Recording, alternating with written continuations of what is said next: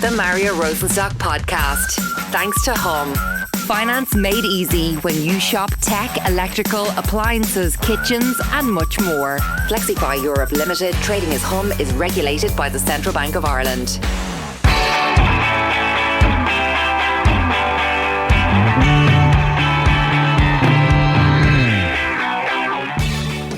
How are you? Welcome to a special bonus episode of the Mario Rosenstock Podcast, proudly supported by Hum Finance. Now, last week, you may remember, we had Gerry Mullins on the show telling us the fascinating story of Jonathon Swift, Ireland's sort of original satirist, author of Gulliver's Travels, which is still by far the most successful book ever published by an Irish author. We talked about dangerous political commentary that Jonathon Swift weaved into his book, which was a very dangerous thing to do at the time. So he was never able to put his own name to it, to his work during his lifetime.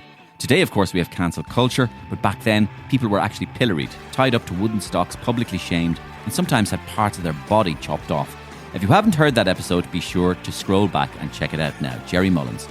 But once we had finished talking about Swift, we got onto the subject of Gerry's research into the Nazi Party of Ireland. Yes, there was one, believe it or not, back in the 30s.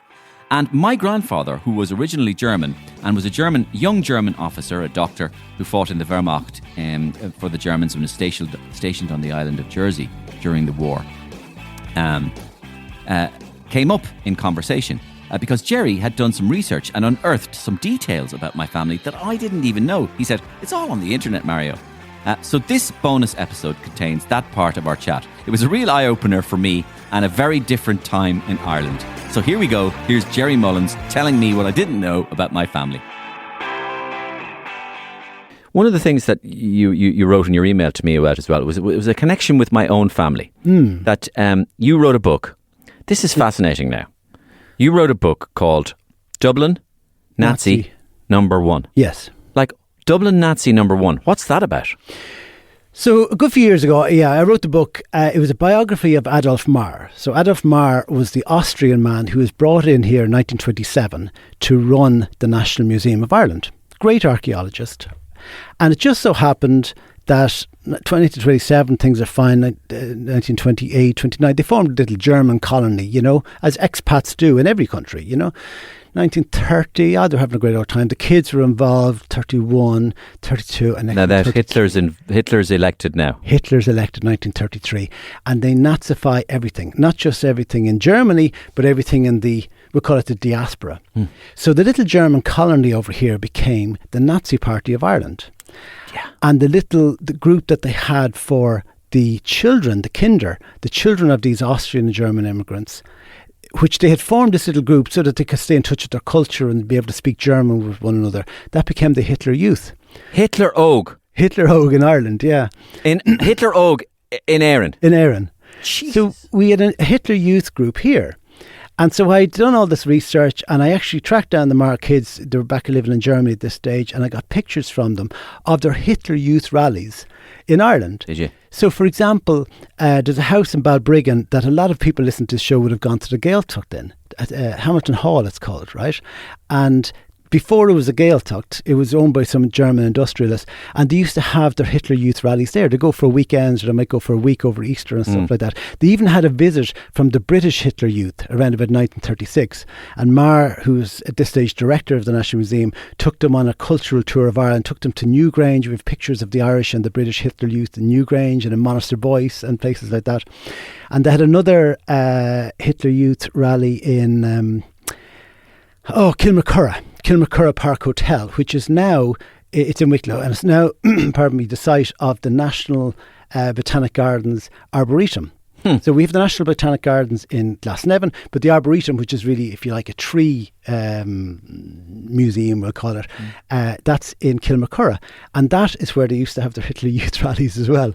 God. And so I tracked down the family, and I'm aware of your background. Let's talk about your background for a second, because you have obviously an Irish grandmother and a German grandfather, and they're so my grandfather was in the Wehrmacht, and he was an officer and a doctor. Yes, and he was stationed in the island of Jersey. Yes, in the Second World War, and he met my grandmother, who was a nurse from Athenry. Yeah, and he came back. They went back to Germany, saw out the war, and then came to Ireland she brought him back to Ireland.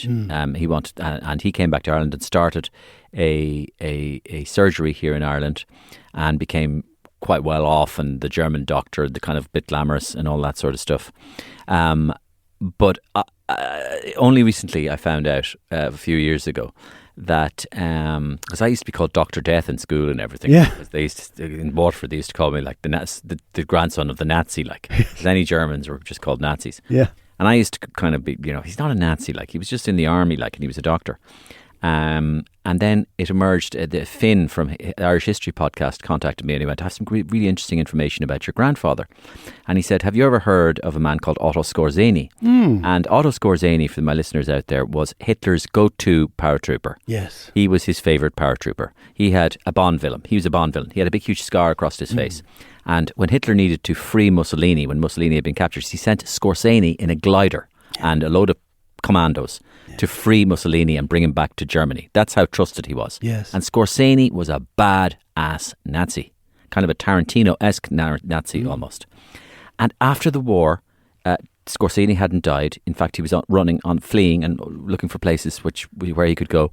And one of the places he came was Ireland. Of course, Ireland would have been, in his mind, sympathetic to Germans because of the anti-English sentiment. And they threw a big party for him in Clontarf to welcome him to Ireland, this Nazi.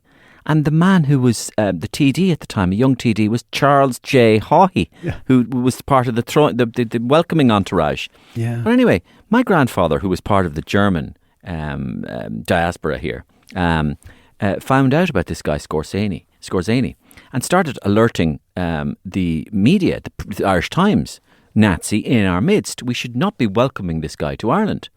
And then he further entreated the Irish government, where my grandfather, was given short shrift by the Irish government, my grandfather was told, stay out of this now. We have this well under control. Now, it subsequently emerges that there was a deep strain of anti-Semitism running through the Irish civil service, and that they were perfectly fine to welcome this lad, Skorzeny, into the country. And you stay out of it, Mr. Rosenstock. But what I was really delighted about was to discover that after all the years of me being called the grandson of a Nazi, that actually my father had done a lot of work to try. Not only was he on the right side, he'd done a lot to try and alert Irish people to the fact that there's a couple of bad ones in our country. We need to be aware of them, get them out. This guy ended up tried to buy Castletown House in Kildare. This is one of Ireland's great houses. That's right. So that's my connection with the German. So first of all, just as an aside, in terms of your grandmother from Athenry, my grandmother's from Athenry as well.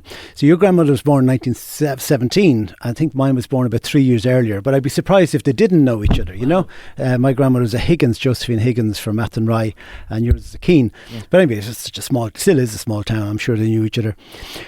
What I find interesting about history sometimes is to come to the choices that people make, right? And your grandmother's story was full of choices, because obviously she went out to Jersey, which was a fair old ordeal at the time to get out there. She's only 19.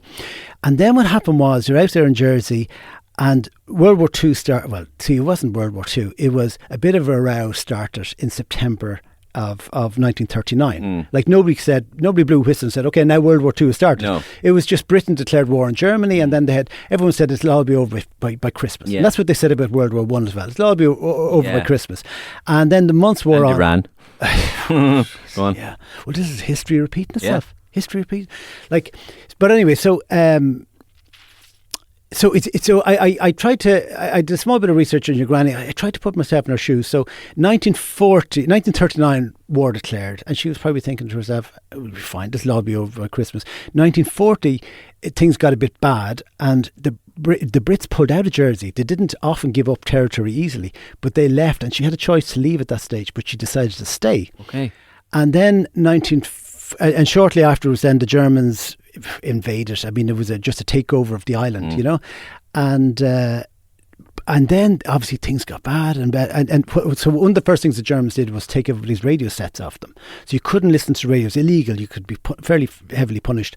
And people still did have crystal sets, and they still tried to listen in to the BBC and stuff like that. But generally speaking, she would have been left in the dark. The only way she could have listened to the radio would have been you were allowed to listen to German radio, but I'd say she had no German.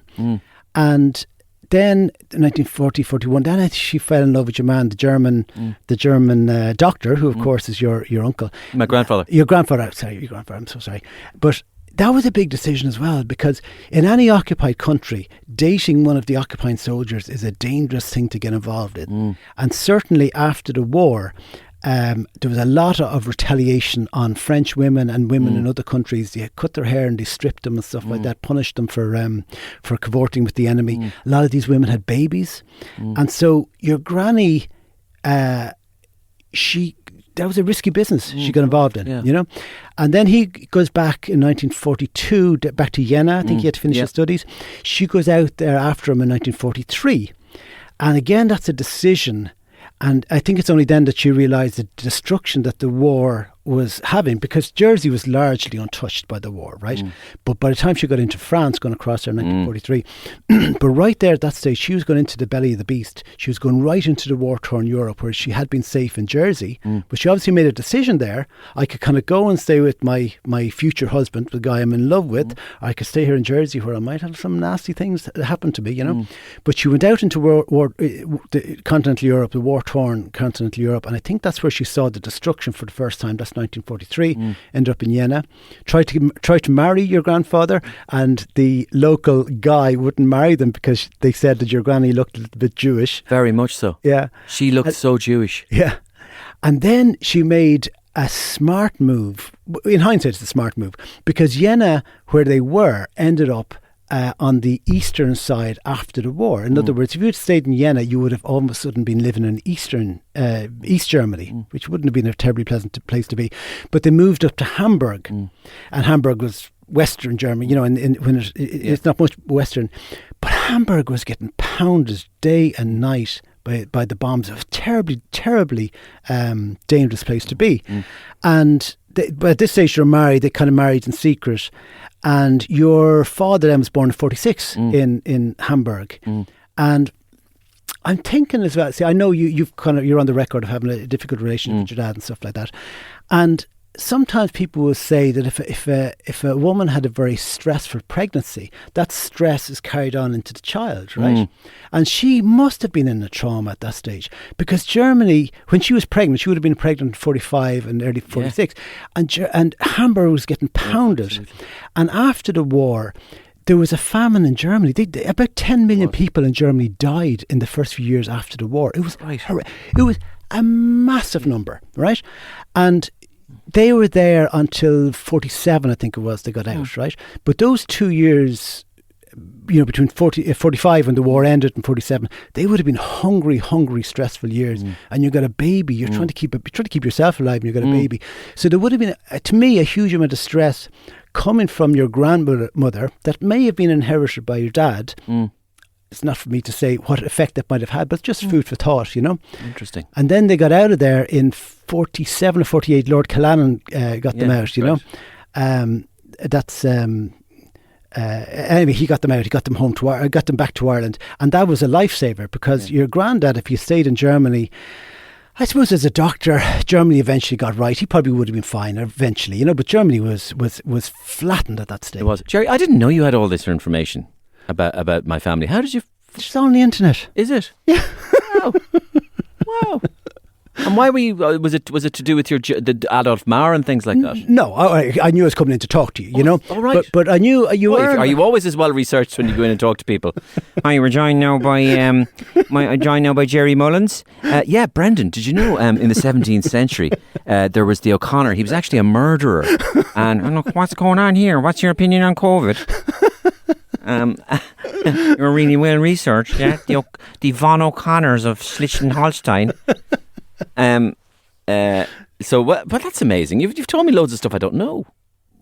It's all there anyway, you know. But it's just, I mean, you are on record of having. There's a few things I said there. You're on record of having said, you know, and the German grandfather and so on. Absolutely, you know. Yeah. So it's anyway. It's just there was all these little choices that your grandmother made and your granddad, and they could have gone either way. They could have gone left instead of right, and everything would have been different. So if I map it back then, we started talking about the Marr family, right? So I set out to write a book. Actually, I set out to write a book about a Jewish guy called Albert Bender, who's this wonderful patron of the arts in San Francisco, the greatest donor of art and in the 1920s and 1930s in California. I ended up doing research on him when I was living in California. And in his records, I found all these letters from A. Marr in the National Museum. And when I figure out who he was, turns out his first name was Adolf. So the book really was based on 170 letters written in the 1930s between an Irish Jew in San Francisco and an Irish Nazi in Dublin, the National Museum. And poor old Bender, the Jew, didn't realise he was writing to a guy called Adolf, you know. Yeah. He always wrote to Dear Dr. Marr. Yeah. And he was sending all this loot, all this... it's usually a deal breaker when we find out we've just been writing to a guy called Adolf. Yeah. It just happens to be. Fortunately, there aren't too many of them around anymore.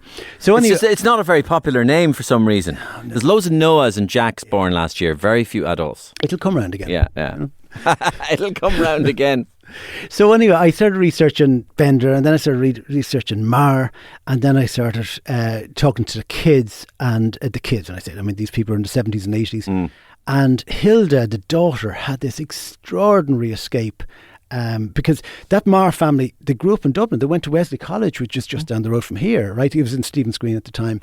And they went to their holidays were at Malahide and Skerries, and they learned Gaeilge and all that. You know, they're Irish kids, you know. But in 1939, the family ended up in Germany, and that's... Unfortunately, they got trapped there, and Gustav, the son, ended up drafted into the German army. He ends up in the big operation to invade Russia. He ends Barbarossa. Yes, he ends up in Latvia and Estonia.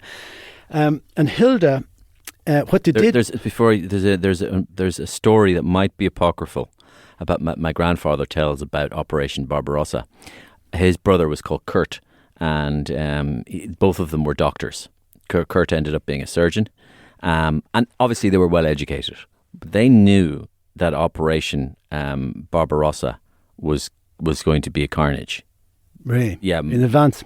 They knew there was going to be heavy losses. Oh, right, yes. You know, I mean, the German high command may have been confident of ultimately getting a victory, but they knew, the people in the know knew that they were going to shed heavy losses. And the story goes anyway that the night before they were meant to be posted to the barracks, Kurt was meant to be posted, and George and Kurt went out and got drunk, and George smashed his arm up with a medical dictionary so he could smashed up Kurt's arm so that Kurt could get out of it. Wow. Yeah. Wow. And he did get out of it. How did Kurt spend the war then? I know that he saw out the war, and I know that he came to Chile after the war. Wow. So he was one of these kind of German diaspora who went to South America, and God forgive me, but he being a white German out there, of course, he would have been part of the shall we say the ruling classes or whatever, right? But he ended up making bloody fountains for Pinochet. Oh God! You know, so they're all like, you know, working for each other. Yeah. And so he ended up building like fountains and stuff, and you know, we know what a monster Pinochet was. Absolutely. But anyway, so we never saw that sort of side of the family again, like you know, because they just sort of split from Dublin or from Limerick to South America. Right. George came to Limerick, and Kurt's down to Chile. Kurt's side of the family went down to Chile. Yeah, that means you got first cousins in Chile. I do, yeah. And actually, funnily enough, my son Dash, who was obviously, because he was 13 and 14 and 15 a few years ago, and he was there like all over the Instagram going, I think I found all your cousins on Instagram. And they were all reaching out to him and everything. And I was looking at the pictures of them, I was going, Jesus, they're pure Rosenstock. Is that right? The heads on them. The high foreheads, the deep set eyes, the Rosenstock jaw, absolute spits of Rosenstock, the whole lot of them. Is that right? Isn't it funny? Yeah, the genetic heritage has been clean and pure. So, like, you know, when I was first born, I was the firstborn grandchild, right, in the family. My grandfather George, who was living in Germany at the time, came over to Dublin, to Waterford, where I was born, and he came over to see his firstborn grandchild. And he looked like Bismarck at this stage. Right. Big, long, sort of blonde, grey hair, big handlebar moustache, tall, trench coat, doctor. Yeah. Came over, and he just came over for a couple of days, and he just came over and he reached into the Moses basket and he went, yeah, fine German head. And that's our Mario. Fine German head. That's all he was interested in. German head. When you write your autobiography, that'll be the title, you know. A fine German head. Fine German head. My story, Mario. And he was so kind of sort of aloof and paternalistic as well, you know. You know, he was one of those people who's very difficult to talk to. Nice enough man. Right. But very, very austere and withdrawn. Yeah. You know? Patriarchal kind of. Yeah, I suppose he was of his time. Oh, very much his nationality. So. Very much so, very much so. And he probably had a lot of scar tissue as well from the war and everything, like all the Germans did. I think so. You know, I mean, especially as a thinking person. Yeah. And an educated person, and he was a bit of a poet and a writer himself as well as being a doctor, you know, so they would have had a lot of funny thoughts about the war, you know. Yeah. I mean, that whole generation lived in absolute, you know, with guilt and shame for so many years, and even nowadays the posture of the German government when it comes to anything to do with Israel, for example, is so supine. It is. It's you know, they refuse to ever say anything about Israel. Yes. Because of the Holocaust. Yeah, it's misplaced loyalty. Yeah. You know.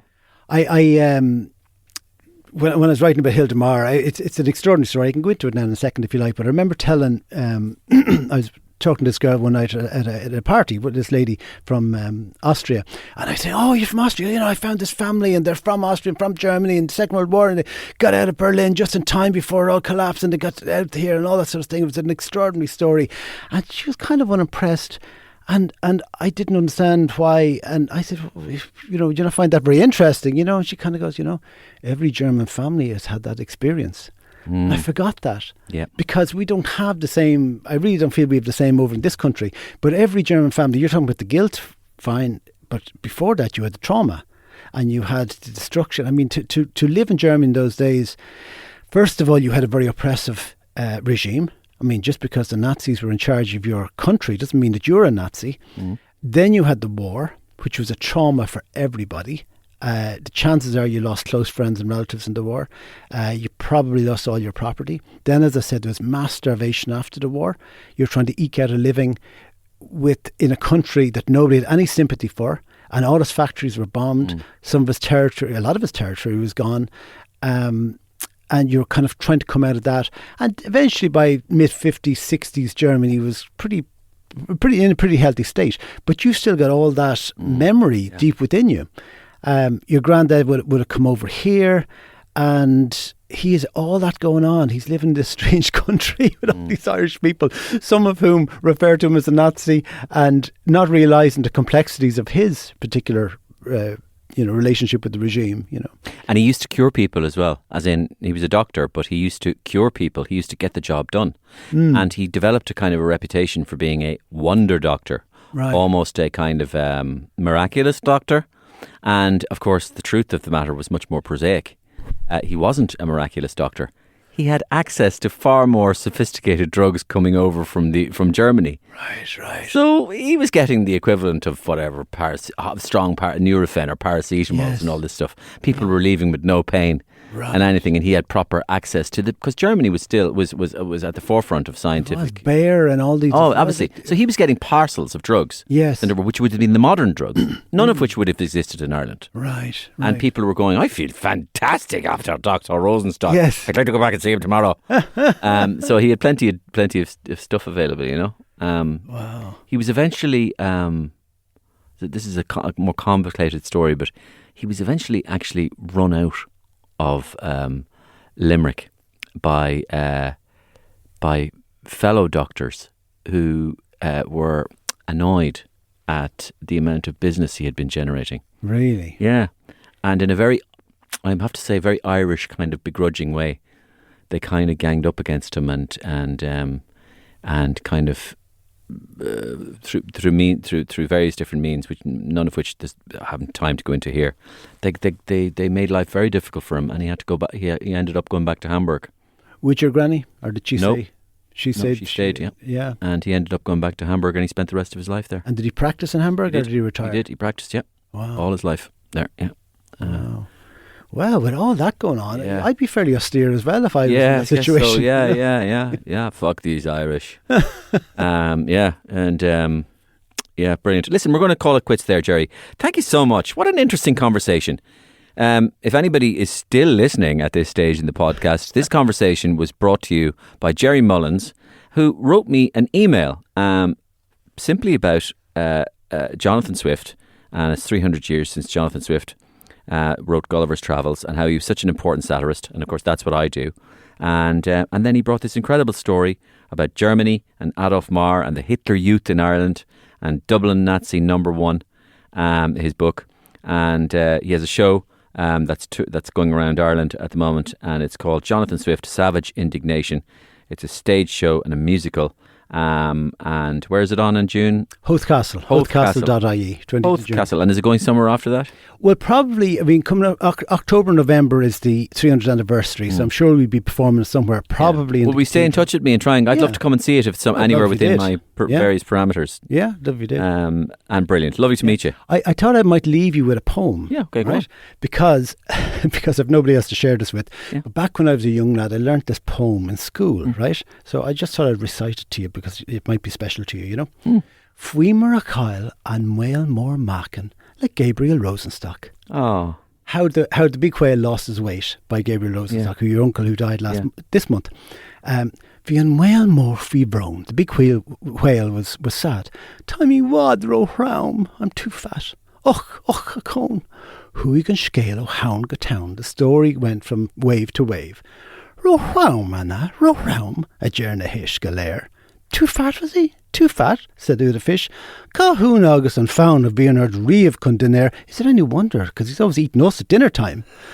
Cowrigi lo macorja, fake Neil incha and on. Help me, friends, I'm not able. On Mac and Shaw Collier. Time co-logshin, time co-fun. I'm not able to lose this weight, and I'm so weak and I'm so sad. I'll cut to the final verse. Oxygera lockshid through it though. In the end, they had pity on him. Fion crater buckty bane. The old creature, the old Egypt, was in pain.